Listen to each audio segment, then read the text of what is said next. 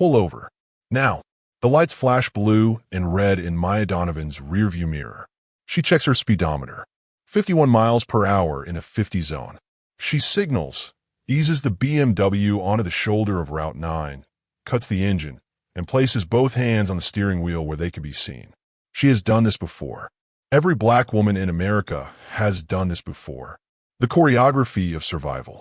Officer Dale Pruitt climbs out of his patrol car slowly. Very slowly. The kind of slow that tells you he is already in charge, already certain, already decided. His flashlight sweeps across the BMW. Midnight blue, 3 Series clean. His jaw tightens in the way jaws tighten when something doesn't compute. He approaches the driver's side window. License and registration. No good evening. No ma'am. Just the command, delivered like a sentence already handed down. Of course. Maya's movements are deliberate, announced. I'm reaching into my glove compartment. Slowly. Yes, sir. She hands him both documents. He takes them without looking at her, shines his flashlight across the registration, then back at Maya, then back at the paper. Something behind his eyes shifts. Step out of the vehicle. Maya pauses. May I ask why? My documents are in order. Pruitt's hand moves to his belt. Not his radio. His belt. I said step out. And here's the thing about that moment. The thing nobody in the watching world could know yet. The thing that would make the next 24 hours the most consequential of Dale Pruitt's career. Maya Donovan does not argue. She does not raise her voice. She opens the door carefully, both hands visible, and she steps onto the gravel shoulder of Route 9 at 11:47 on a Tuesday night. She is wearing a tailored charcoal blazer, dark slacks, and low heels. She has just left the county courthouse, where she spent 3 hours reviewing briefs for tomorrow's docket. Her name is the Honorable Maya Donovan, Associate Judge, Harmon County Superior Court. And tomorrow morning at 9 a.m., Dale Pruitt is scheduled to appear before her bench. He has no idea. Not yet. But he will. In approximately 17 hours, everything Dale Pruitt thinks he knows about power, authority, and who belongs where will collapse. The Harmon County Courthouse goes quiet around 9. The clerks leave first, then the public defenders, then the bailiffs. By 10, the building belongs to the cleaning crew and the judges who stay late. Maya Donovan almost always stays late. Her chambers are on the 4th floor, corner office, east-facing windows that show the city's modest skyline, and, beyond it, the dark stretch of the Harmon River. She has worked here for 6 years. Before that, 12 years as a litigator. Before that, law school on a scholarship she fought for against a family that told her a black girl from the east side of Harmon had no business dreaming about courtrooms. She has been proving people wrong her entire life. Tonight, she is reviewing case files for tomorrow's docket. 11 cases, 3 felonies, 4 civil matters, and she checks the list again. 1 excessive force complaint against the Harmon County Sheriff's Department. She pulls that file to the top. The plaintiff is a 23-year-old man named Deshaun Carter. The defendant is Deputy Officer Dale Pruitt, badge number 4418. The complaint documents a traffic stop from 4 months ago that escalated to a physical altercation, resulting in a broken wrist for Carter and charges of resisting arrest that were quietly dropped 2 weeks later. Maya reads slowly. She always reads slowly. Evidence tells stories if you let it breathe. The file contains Pruitt's incident report, which she reads twice, and a dashboard camera footage transcript, which she reads 3 times. She highlights 3 phrases. Subject was uncooperative. Odor of marijuana detected. Reasonable force applied. She has read these exact phrases in 17 different cases in the last 2 years. Same department. Different officers. Same language. She closes the file, tucks it into her briefcase, turns off her desk lamp. 11:15. Time to go home. Route 9 cuts through the east side of Harmon before curving north toward the wealthier neighborhoods that cluster around the lake. Maya lives in Lakeview, a fact that has prompted exactly 1 comment from a colleague. That a long drive from the east side, delivered with a smile that wasn't entirely friendly. She drives the route every night, knows every turn, every light, every speed trap. She is not speeding. Dale Pruitt has been parked in the turnout near mile marker 12 since 10:45. He watches cars pass. His eyes stop on the BMW. Nice car. Dark. Tinted windows. He runs the plates before the vehicle is even fully in his sight line. Habit, or something that presents itself as habit. The system responds. Vehicle registered to Maya L. Donovan. Lakeview address. No warrants. No priors. Clean. Pruitt reads the results. Reads them again. He pulls out anyway. License and registration. Maya hands them over. Pruitt studies the registration. His flashlight lingers on the name, the address, the year of the vehicle. This your car? Yes, sir. How long you had it? For years. Pruitt walks back to his patrol car. Inside, he runs the plates a second time. Same result. Clean. He runs her name through a separate database. Nothing. He sits for 45 seconds. Then he gets back out. Step out of the vehicle, ma'am. The ma'am arrives late. An afterthought attached to a decision already made. May I ask what this is regarding, officer? Maya glances at his badge. Officer Pruitt? I'm getting a report of a vehicle matching this description reported stolen in this area. This is a lie. There is no such report. The system showed nothing. His dashboard camera is recording. His body camera is recording. He does not consider either. Officer, I have a registration right here in your hand. The vehicle is mine. Step out of the vehicle. She steps out. Pruitt circles the BMW with his flashlight. He opens the passenger door without asking. He checks beneath the seats in the center console. He finds nothing because there is nothing to find. He finds her briefcase. What's in here? Court documents. I'm an attorney. He unzips it, flips through files without removing them. His light catches the top document's header. Harmon County Superior Court. He registers it the way you register something that doesn't fit a narrative you've already written, quickly and without adjustment. I'm going to need you to come with me to the station to verify ownership. Maya goes very still, not from fear, from calculation. Officer Pruitt, the registration is in your hand. It lists my name, my address, and the vehicle identification number. You've run the plates twice. I can see the timestamps on your patrol car's computer from here. The vehicle is not stolen. There is no legal basis for detaining me. Pruitt steps closer. Are you a lawyer? Yes. Then you know I have discretion on matters of public safety. I know the Fourth Amendment does not bend for discretion. Pruitt's radio crackles. He silences it without answering. Hands behind your back, ma'am. Am I being arrested? Detained. For my safety and yours. On what charge? Operating a potentially stolen vehicle pending verification. Maya stands perfectly still for 3 full seconds. She looks at the body camera on his chest. She looks at the dashboard camera on his patrol car. She looks at the deserted stretch of Route 9, the empty dark fields on either side, the absence of witnesses. She places her hands behind her back. The cuffs are too tight. She notes it, says nothing. Pruitt guides her toward the patrol car. The back door opens. The plastic seat waits. You're making a serious mistake, she says. Quietly. Precisely. Not as a threat. As information. They all say that. Pruitt closes the door. Through the window, Maya watches him return to her BMW. He photographs the vehicle, documents the scene, takes his time. The night air fogs her breath against the window glass. She closes her eyes, opens them, focuses. She counts the violations. No probable cause articulated before stop. Pretextual basis for vehicle check. Search without consent. Arrest without verification of disputed facts. Handcuffs applied after subject fully complied. She reaches 7 before Pruitt gets back in the car. She reaches 11 by the time they arrive at Harmon County Sheriff's Station. The booking desk is staffed by Sergeant Clara Marsh, 22 years on the force, tired in the way people become tired when they have seen everything. She looks up when Pruitt enters with Maya, does a quick assessment.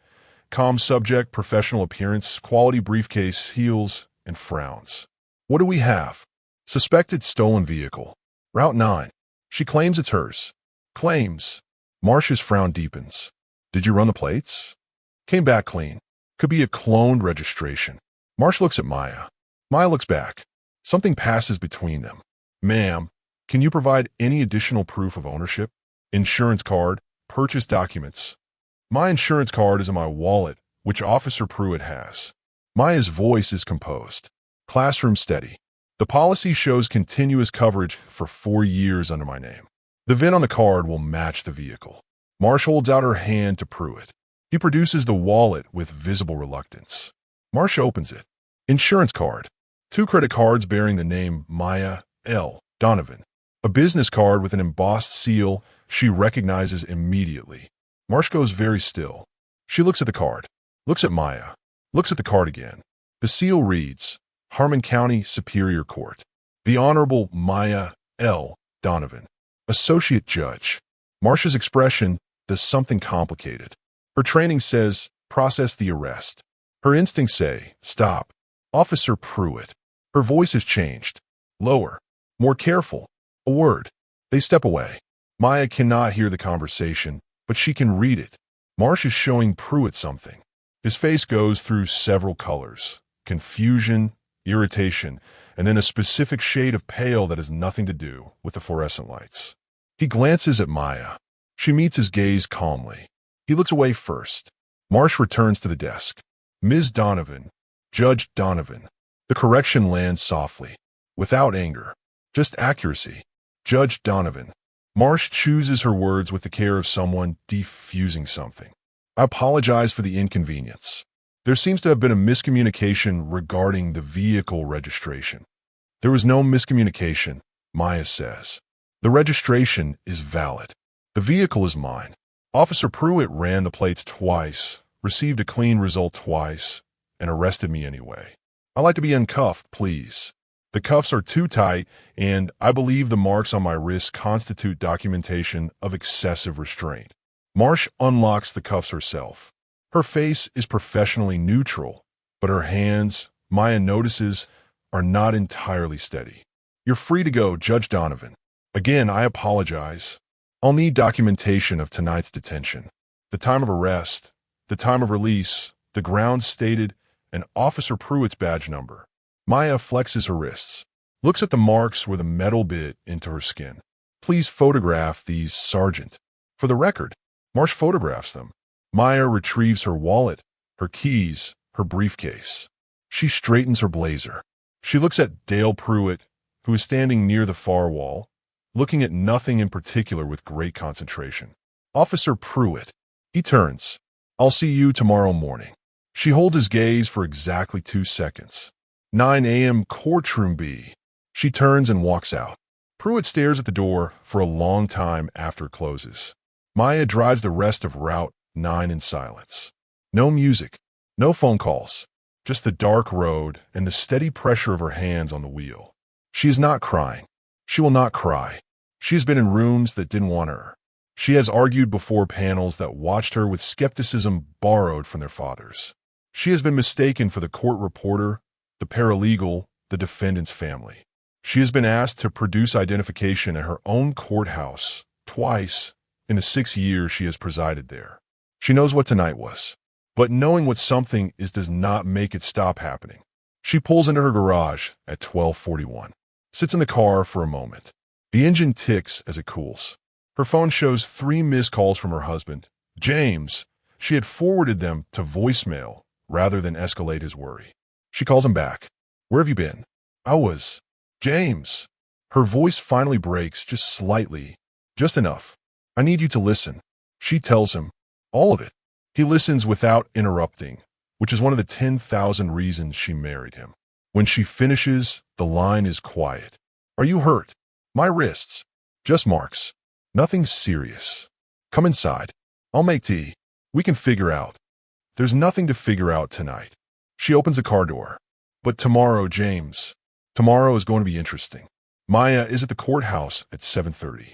She speaks with her clerk, arranges 3 minor scheduling adjustments, responds to 2 emails, and reviews the Carter versus Pruitt file one final time. At 8:15, she calls the County Bar Association's ethics line and reports the previous night's incident, providing Pruitt's badge number, the station's booking documentation she requested, and photographs of her wrists. At 8:45, she puts on her judicial robes. The robe is black, heavy. She has worn it for 6 years. It fits the way authority fits when it has been earned through 1,000 mornings of showing up. She looks at herself in the small mirror on her chamber's wall. Then she walks to courtroom B. The gallery fills in the usual way. A few observers. A journalist who covers courthouse proceedings. 2 law students here for the Carter versus Pruitt hearing specifically, having heard it might be interesting. Carter's attorney, a sharp woman named Elaine Cho, sits at the plaintiff's table reviewing notes. The county's defense counsel, Robert Hartley, arranges papers at the opposing table with the mild confidence of someone whose side routinely wins. Dale Pruitt arrives at 8:55. Dress uniform. Badge polished. He looks the way officers look when they appear in court, certain that the room will treat them the way rooms always treat officers. With benefit of the doubt. With professional deference. With the quiet understanding that their word carries institutional weight. He sits beside Hartley. Speaks briefly. Hartley nods. Pruitt scans the gallery. The law students. The journalist. The bailiff he half recognizes. He glances at the bench. It is empty. He checks his watch. 3 minutes to 9. The door to the judge's chambers opens. All rise, the bailiff announces. The Honorable Maya Donovan presiding. Dale Pruitt stand with everyone else. He looks at the figure entering from the side door. He looks at the black robes. He looks at the face above the robes. He looks at the face. The face he saw last night on Route 9. The face through the mesh divider in the back of his patrol car. The face that told him, quietly and precisely, "You're making a serious mistake." The face that told him, standing in the station booking room, "I'll see you tomorrow." 9 a.m. courtroom B. Pruitt's knees unlock. His hand shoots to the back of his chair. His fingers grip the wood.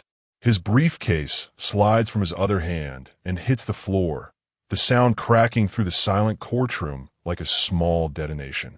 Every head turns. Hartley bends to retrieve the briefcase, whispering something Pruitt cannot hear because the rushing sound in his ears has crowded everything else out. Maya takes her seat at the bench. She arranges her documents. She adjusts her nameplate. She pours water from the pitcher her clerk has left. She does all of this without looking at Dale Pruitt. She does not look at him until she is fully, completely, unhurriedly ready. Then she looks. "Be seated," she says to the courtroom. Everyone sits, including Pruitt, slowly, by degrees, like a structure settling under unexpected weight.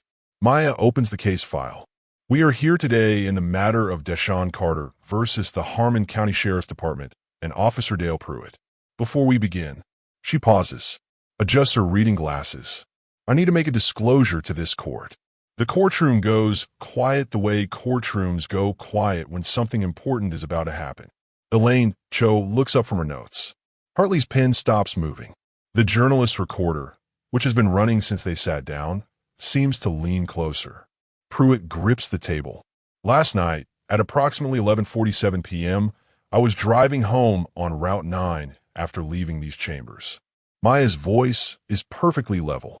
"I was pulled over by Officer Dale Pruitt, badge number 4418, the defendant in the case currently before this court." The silence deepens. Cho's eyes widen. Hartley turns to look at Pruitt, and whatever he sees on Pruitt's face tells him something is very wrong. "Officer Pruitt ran my vehicle plates twice, received a clean return on both occasions, and subsequently detained me on grounds of suspected vehicle theft. I was handcuffed, transported to Harmon County Sheriff's Station, and processed by the booking desk before being released when Sergeant Marsh identified my judicial credentials." Maya removes her reading glasses, places them on the bench, looks at the courtroom directly. "I am not recusing myself from this case." Hartley is on his feet before she finishes the sentence. "Your Honor, with respect, this disclosure creates an unavoidable conflict of—" "Counselor Hartley." Maya's voice does not rise. It simply becomes more precise. "Sit down." He sits. The conflict that exists in this courtroom this morning is not one of judicial impartiality. It is one of documented pattern. What Officer Pruitt did to me last night is precisely what Deshaun Carter alleges he did to him 4 months ago. The judicial code requires disclosure of relevant interactions between the bench and the parties. I have made that disclosure fully, in open court, on the record. She reopens her notes. My ruling today will be based exclusively on the evidence presented in this courtroom. Mr. Carter's case will receive the same rigorous, impartial review I apply to every matter before this bench.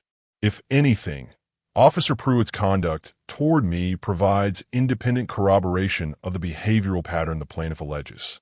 She picks up her pen. I believe that constitutes the most relevant possible judicial perspective. Now, opening statements. Hartley opens his mouth, closes it. Elaine Cho, who has been watching all of this with the focused expression of someone watching history, stands and approaches the podium. The evidence in Carter versus Pruitt is not complicated. It rarely is in cases like this. The complication is never the evidence. It is the willingness to see what the evidence shows. Carter takes the stand. 23 years old. Works at a distribution warehouse. No criminal record. He describes the stop with the same careful, slow precision that Maya recognized immediately. The language of someone who has replayed a traumatic event enough times to have worn it smooth. He told me I matched a description. I asked what description. He said suspicious activity. I asked what activity. He told me to stop being difficult. Cho walks him through the escalation. The order to exit the vehicle. The refusal to explain the basis for a search. The moment Carter asked for a supervisor and Pruitt's hand closed on his arm.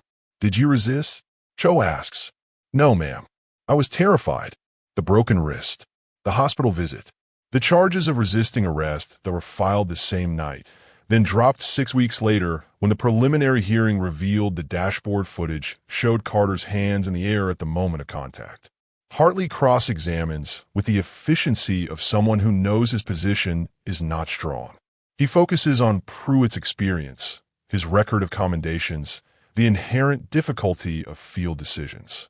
Officer Pruitt was responding to a tense situation with imperfect information, Hartley concludes. The department's position is that reasonable force. We'll discuss the definition of reasonable force momentarily, Maya says from the bench. She has been taking notes throughout. I have a question for the record. Counselor Hartley, does the department's position extend to situations in which the imperfect information is imperfect because the officer declined to verify it? Hartley pauses. Your Honor, Officer Pruitt's incident report from the Carter stop states, and I quote, subject appeared to be in possession of vehicle inconsistent with residential profile. He then notes that the vehicle registration check returned clean. She looks at the report. He proceeded with the stop anyway. He applied the same reasoning last night. To me, she lets that land. My question is whether the department considers ignoring system-cleared data a feature or a defect of Officer Pruitt's judgment. The gallery shifts. Pruitt, at the defense table, has not moved in 11 minutes. He appears to have made a decision to look at a specific point on the floor and not look away from it. Hartley calls him last, clearly hoping the uniform will do some of the work it usually does. It does not work today. Pruitt swears the oath. Sits. His hands rest on the railing of the witness box with the deliberate stillness of a man actively preventing them from doing something else. Cho's cross-examination is surgical. Officer Pruitt, you've been with the department for 11 years. Yes. In that time, you've been named in 7 complaints filed by motorists alleging racial profiling during traffic stops. I'm aware of the complaints. All 7 were dismissed at the departmental level. Yes. And the officer who reviewed those complaints was your direct supervisor, Lieutenant George Finn. Yes. Who retired 14 months ago with a commendation signed by. Cho checks her notes. You, Officer Pruitt, among others. Hartley objects to relevance. Maya overrules it. Cho continues. Let me ask you about last night. You pulled over a vehicle on Route 9 at approximately 11:47 p.m. Every person in the courtroom knows what is coming, including Pruitt. Yes. You ran the plates. Yes. The system returned a clean result. Yes. You ran them a second time. A pause. Yes. Second result was also clean. Yes. And yet you detained the driver on suspicion of operating a stolen vehicle. Silence. Officer Pruitt, you detained the driver. I had discretionary. Yes or no? Yes.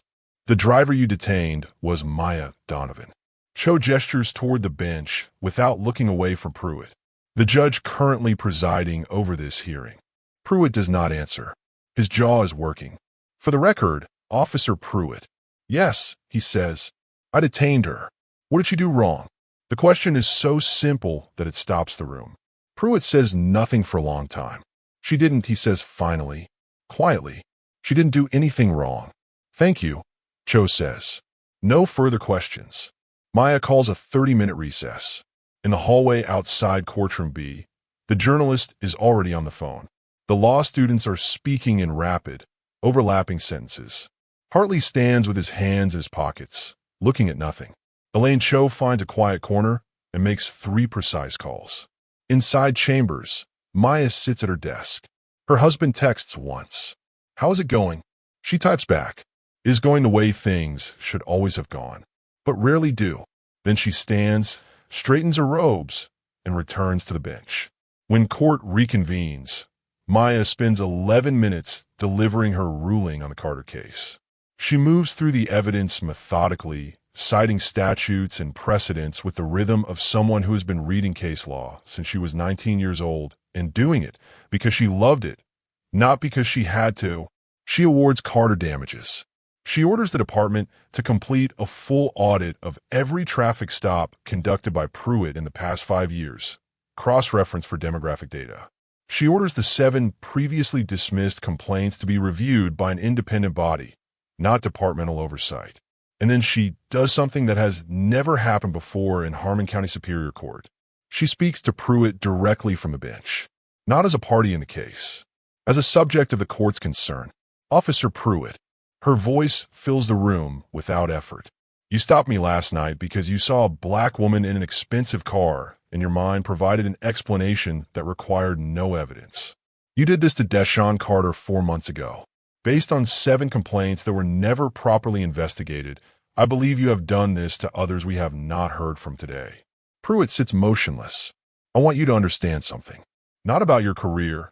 Your career's trajectory will be determined by the processes I have put in motion this morning. I want you to understand something about last night specifically. She holds his gaze. When you put those handcuffs on my wrists, I said nothing about my position. I did not tell you I was a judge. I did not invoke any authority or privilege. I chose not to. She pauses. Because the man behind me on Route 9 is not a judge. The woman you stop next week may not have a briefcase full of court documents. The teenager you detain next month will not have the procedural knowledge to count your violations and prepare a record. She leans forward slightly. I stayed silent last night because my silence was the evidence. Because if my title is the only thing that would have made you treat me with dignity, then you have never been fit to carry that badge. The courtroom is very quiet. The law is not a courtesy extended to people who can prove they deserve it. It is a right belonging equally to every person who breathes. When you forget that, Officer Pruitt, you do not just fail one driver on one road on one night. You corrupt the institution that gives your authority its meaning. She picks up her gavel. This court is in recess. I expect the department's attorney to schedule a compliance review meeting within 10 business days. And Officer Pruitt, she does not look at him as she delivers the final words. The independent oversight body will be in touch. The gavel falls. By noon, the story has left the building. The journalist's piece runs at 12:40. By 2, it has been picked up by 4 regional outlets. By 4, it is national. Black judge arrested by officers set to appear before her bench the next morning. The headline is everywhere. At the sheriff's department, the communications officer issues a statement expressing concern and outlining a commitment to review. It is the kind of statement issued when the public is watching. Sergeant Marsh, who photographed Maya's wrists, provides a supplementary account to the oversight investigators without being asked. She is tired of looking away. Pruitt is placed on administrative leave by end of day. His union representative issues a statement. His attorney issues a statement. His mother calls the local news station and issues a statement that does not help. At Carter v. Pruitt's compliance hearing 10 days later, the department's auditors produce preliminary data from Pruitt's traffic stop history. The numbers are not surprising to anyone who has been paying attention. 83% of his stops on Route 9 over the past 3 years involved Black or Latino drivers. On a road where demographic surveys show 60% white driving population. The 7 dismissed complaints are reopened. 3 additional complainants come forward within the week of that announcement. A restaurant owner, a pediatric nurse, a 60-year-old retired schoolteacher who had assumed, when nobody responded to her complaint 4 years ago, that she had simply misunderstood what happened. She had not misunderstood. Maya does not give interviews for 2 weeks. She lets the story move at its own pace. She reviews her docket, makes her rulings, eats lunch at her desk, drives Route 9 home at night. When she does speak publicly, it is at a judicial conference in the state capitol, before an audience of fellow judges, attorneys, and legislative staff. She speaks for 22 minutes without notes. She talks about the choreography of survival, the hands on the steering wheel, the announced movements, the careful yes, and numbers. She talks about the 11 violations she counted before they reached the station. She talks about the moment she chose not to announce her title. "I'm not a symbol," she says. "I am a woman who was on her way home from work. That should have been enough." She talks about Deshaun Carter, about the 7 complaints that disappeared into a system designed to protect itself, about the retired schoolteacher who stopped trusting institutions 4 years ago and is slowly, carefully being asked to trust again. Accountability is not a spectacle, she tells the room. It is not the single dramatic moment when someone in authority finally faces consequences. Accountability is the 7 complaints that should never have been dismissed. It is the sergeant who photographs the marks on someone's wrists at midnight because her instincts tell her she should, even when her training tells her not to. It is the systems we build before the crisis, not the reforms we announce after it. She pauses. "I was lucky. I had documentation. I had a title that opened doors that should never have been closed. I had a husband who made tea and listened. I had a docket that put me in a room with my arresting officer the next morning under conditions that reversed every power dynamic of the night before." She looks at the room. Most people have none of those things. Most people have only the truth. And the truth, in a system that does not want to hear it, is not always enough.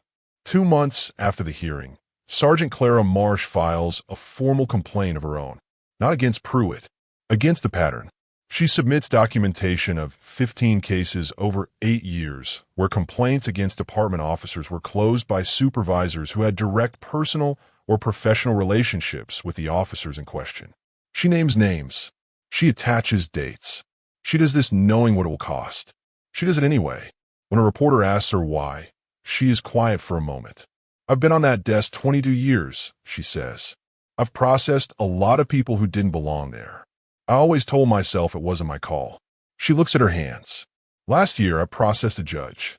A patrol car idles at the turnout near mile marker 12. New officer, 3 months out of the academy. His name is Torres, and he has read about Dale Pruitt in a case study his training supervisor distributed on the first day of class. A midnight blue BMW passes. Legal speed. Straight line. Torres watches it go. His job, he has been taught, is to enforce the law. Equally. Without assumption. Without the narrative his mind provides before the evidence does. It sounds simple. It is the hardest thing he will do every day for the rest of his career. He watches the BMW's tail lights disappear around the curve toward the lake neighborhood. Then he turns his attention back to the road. Courtroom B has been renovated. New lighting, better acoustics, signage in 4 languages explaining visitor rights. A small plaque near the door, placed by the County Bar Association, reads, "Equal justice under law is not a promise made to those who can prove their worth. It is a guarantee extended to every person who walks through this door."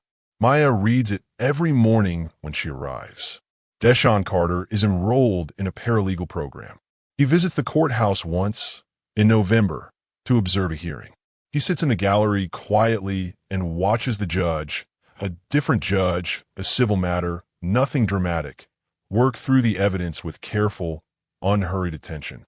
He watches the process operate the way it is supposed to operate, for him and everyone else, equally, without performance or exception. Afterward, in the hallway, he passes the plaque, reads it, keeps walking. Maya's wrists have healed completely. No marks. Nothing visible. She still thinks about that night sometimes. The quiet of Route 9. The choreography of her hands on the wheel.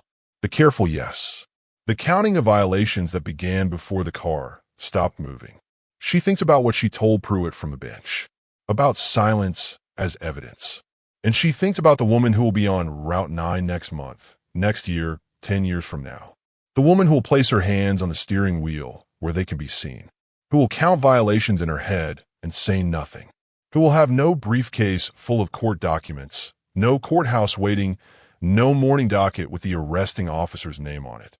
For that woman, the work continues. It always continues. Maya drives Route 9 home at 11:47, the same time she drove a year ago. She passes mile marker 12. The turnout is empty. The road is dark and straight ahead. She drives it at 51 miles per hour. Both hands on the wheel. Eyes forward. She always will. Justice isn't automatic. It requires the 1,000 acts of documentation, the willingness to stay silent when silence is evidence, and the courage to speak when speaking is the only thing left. If you believe in accountability at every level, the stops that never make news, the complaints that never get reviewed, the people who drive home in the dark carrying the weight of what just happened to them, then this story belongs to them. Share it with someone who needs to hear it.